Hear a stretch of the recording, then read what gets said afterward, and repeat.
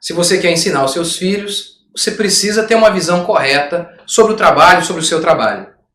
É muito comum eu ouvir a seguinte frase quando uma mãe acabou de ter um filho. Várias vezes eu já ouvi isso aqui, ó. Não vejo a hora de voltar a trabalhar. Não vejo a hora. Não vejo a hora.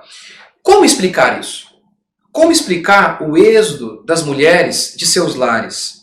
Como explicar a ideia de que ser mãe passou a ser o mesmo que nada? Como isso? Isso é fundamental, responder essas perguntas é fundamental para que você tenha força, ânimo, para cumprir a mais honrosa e mais grandiosa missão de todas, que é ser mãe.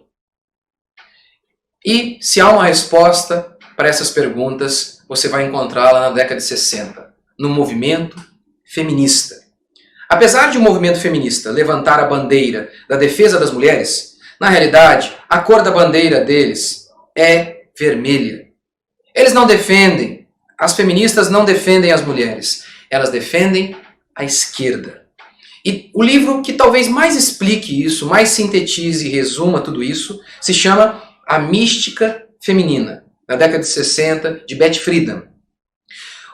O resumo do livro é bem simples, é isso aqui, ó. Há uma ideia no ar, de que a mulher se realizaria no ar, essa é a mística. Há uma ideia no ar de que a mulher vai se realizar no lar. E eles continuam, e a Betty Friedan continua. Isso foi colocado por religiosos e por capitalistas para escravizar as mulheres. Todos os problemas femininos se resolveriam no instante em que elas saíssem de casa. Sim, esse aqui é o resumo de todo o livro. Todo o livro. Ser mãe é uma desgraça, ficar em casa é uma desgraça, cuidar dos filhos é uma desgraça. Todos os problemas das mulheres se resolveriam no instante em que elas fossem para o mercado de trabalho. E não há dúvida de que essa é a tese do livro, porque é tão chato, ela repete isso quase página por página. Ser mãe é o mesmo que nada. Sabe quando você, mãe, passou a ter vergonha de dizer que a sua profissão é mãe? Quando alguém pergunta para você, o que você faz? E aí você com vergonha, mãe. Sabe quando você passou a ter vergonha de dizer que você é mãe? Na década de 60. Na década de 60. Preste atenção nessa frase de Betty Friedan. O problema é ser sempre a mamãe dos filhos. Ou a senhora do ministro. Nunca eu própria. Entendeu? Ser mãe e esposa é o mesmo que não ser eu mesmo. Na página 290, Betty Friedan diz o seguinte: ser mãe e esposa é não se desenvolver como ser humano e cometer uma espécie de suicídio. Página 291, ela chama o lar de prisão. Página 296, ela diz: o trabalho fora de casa é a libertação para as mulheres.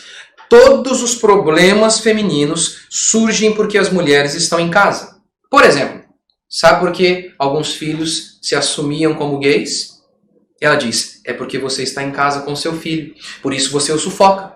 E por isso, então, ele se sente oprimido e acaba manifestando um comportamento gay. Sabe por que algumas mulheres traem seus maridos? É porque elas estão em casa. E assim, a vida em casa é muito monótona. Então elas precisam de aventura. Enfim, todo problema feminino se resume ao fato de que ela está em casa cuidando de seus filhos. Essa é a tese de Betty Friedan.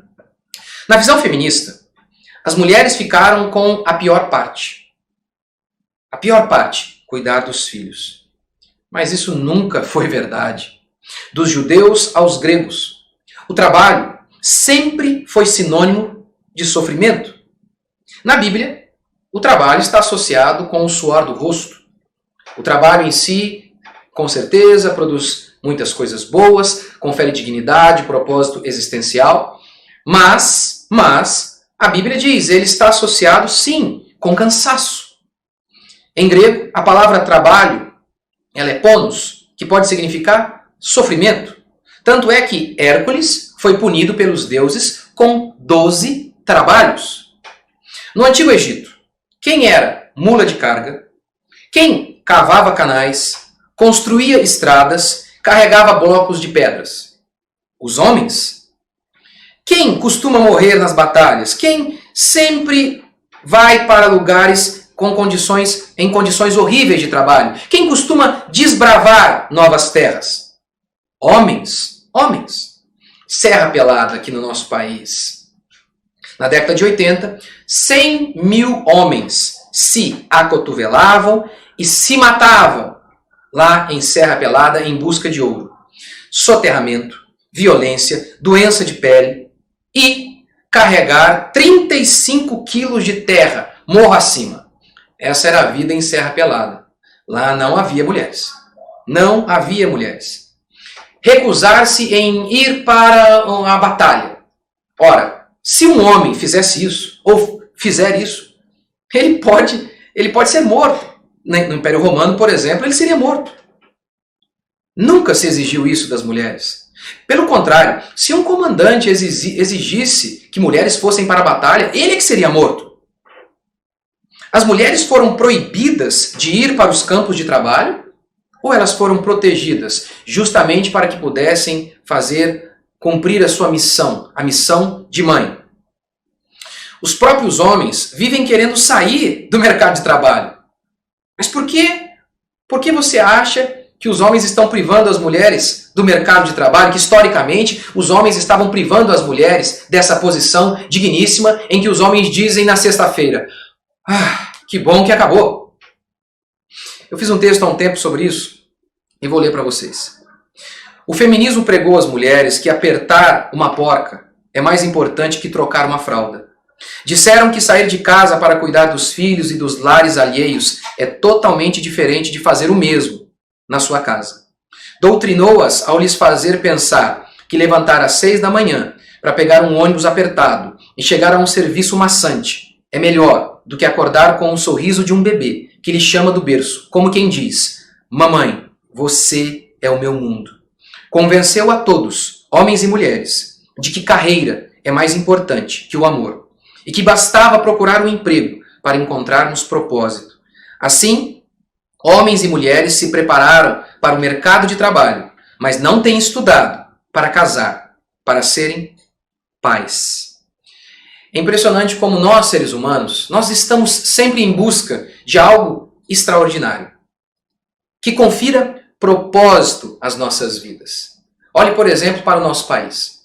Você vê a entrevista de um jogador de futebol, e geralmente a entrevista é nesses termos.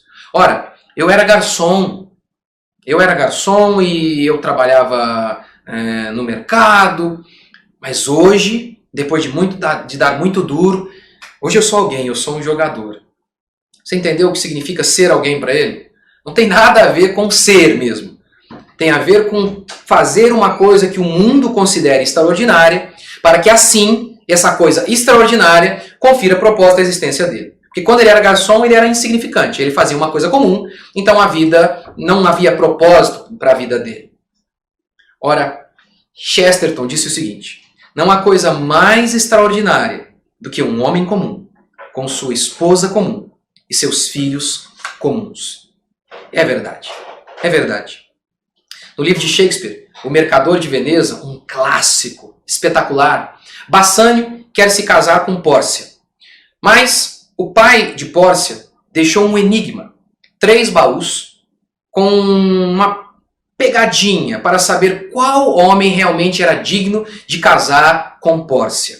Um dos baús, e ele prometia, e no enigma ele dizia o seguinte: olha, se você der a resposta certa, você vai encontrar a foto de Pórcia dentro desse baú. E aquele que responder corretamente vai encontrar a foto de Pórcia e poderá então se casar com ela.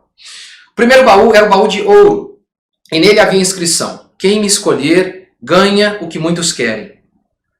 Então, um príncipe escolhe esse baú, o de ouro. E logo quando ele escolhe, para a surpresa dele, não havia foto de Pórcia lá dentro. Havia a inscrição: nem tudo que reluz é ouro.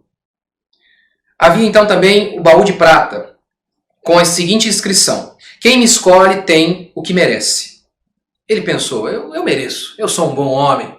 O príncipe de Aragão disse: eu mereço. E ele então escolheu esse. Para a surpresa dele, quando ele abriu, não havia a foto de Pórcia, mas a foto de um boneco, havia ali um boneco, um bobo, e ele conclui: o que eu mereço é a cabeça de um idiota. Por fim, havia o baú de latão, com a seguinte inscrição: quem me escolher arrisca e dá tudo o que tem. A pergunta é: quem arrisca tudo por algo que este mundo despreza? O latão? Somente alguém tomado pelo amor, que era o caso de Bassânio. E Bassânio escolheu corretamente. Ele escolheu o baú de latão e por isso pôde se casar com Pórcia. O enigma, o significado da história é muito simples. Quantas vezes os homens deste mundo, eles estão não preocupados com as coisas celestiais, com os valores que transcendem a existência humana. Não, eles são atraídos pelo ouro, pelo brilho do dinheiro, pelo brilho da fama, do status. Mas eles rejeitam as coisas mais espetaculares da alma humana, da existência humana, como por exemplo o amor. E se existe algo que é a materialização desse enigma shakespeariano, é uma mãe. Uma mãe, ela abandona muitas coisas para ser mãe. Beleza, trabalho, tudo por algo que o mundo despreza. Você já viu, saindo no Jornal Nacional, a matéria? Essa mulher aqui é espetacular. Por quê? Ela é uma mãe. Não sai. O que sai é: primeira mulher a cruzar o Canal da Mancha. Primeira mulher a fazer isso e aquilo outro. Mães são desprezadas. Ser mãe e ser nada é a mesma coisa. É isso que a gente tem que aprender. Que ser mãe é isso. É abrir mão, muitas vezes, de certas coisas em prol da coisa mais espetacular e extraordinária que existe, o amor. Faça isso.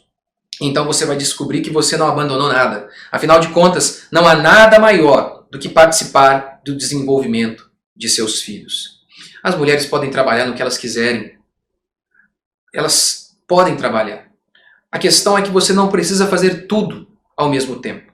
E quando nós temos filhos pequenos, e principalmente para você que deseja educar seus filhos em casa, se você deseja educar os seus filhos em casa, com certeza, se você trabalha de 6 da manhã até as 6 da tarde, você vai precisar renunciar a isso. Mas não pense que você está abrindo mão de alguma coisa muito grandiosa, porque não há nada mais grandioso que participar do desenvolvimento de seus filhos. Ser mãe, diz Paulo, é a missão que conserva, que há de conservar as mulheres. A mulher será conservada na missão de mãe.